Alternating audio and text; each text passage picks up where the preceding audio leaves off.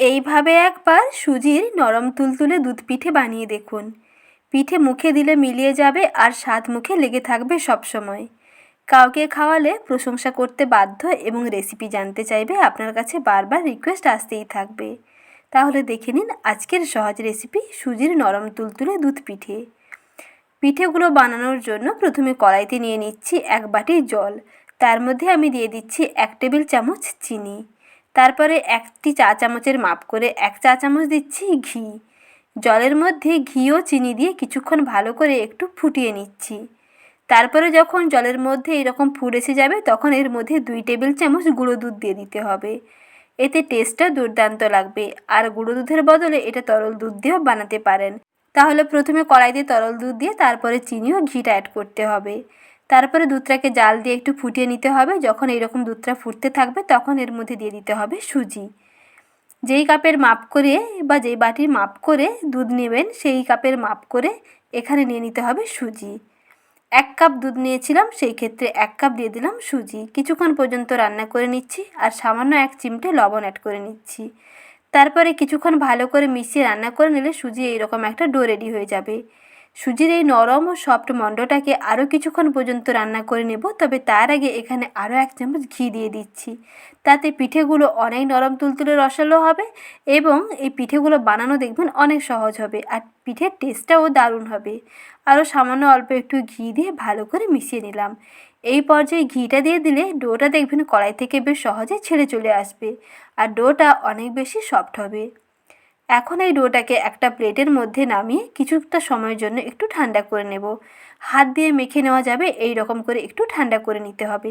বেশি ঠান্ডা করে নিলে কিন্তু সুজির ডোটা আবার বেশি শক্ত হয়ে যাবে, তাতে পিঠেগুলো ভালো লাগবে না। এই রকম গরম থাকবে সেই পর্যায়ে এর সঙ্গে মিশিয়ে নিতে হবে 1 চা চামচের মাপ করে 2 চা চামচ ময়দা। ময়দা দিয়ে ভালো করে একসঙ্গে মিশিয়ে নিন। এখানে শুধু সুজি দিয়েও বানাতে পারেন, তবে এর মধ্যে যদি সামান্য অল্প একটু ময়দা দিয়ে দেওয়া হয় পিঠেটা একেবারে তুলোর মতো নরম তুলতুলে হয়।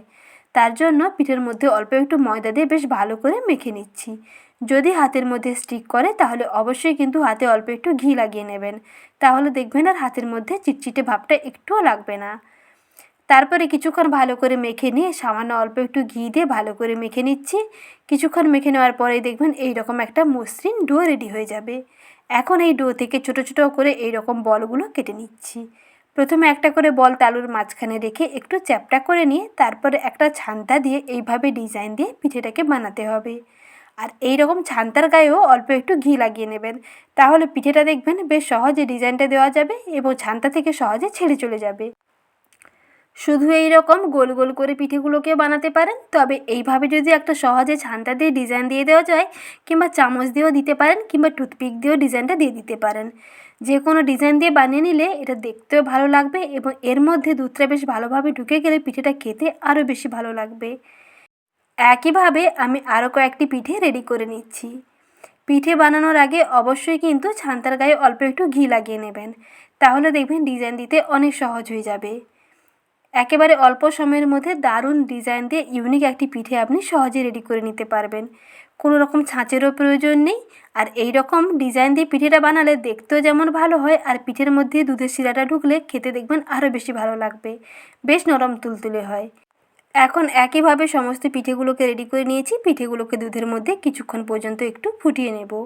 তার জন্য প্রথমে কড়াইতে তরল দুধ জাল দিয়ে নিচ্ছি, তার মধ্যে দিয়ে দিলাম স্বাদ মতো চিনি আর দিয়ে দিলাম 2টো ছোটো এলাচ।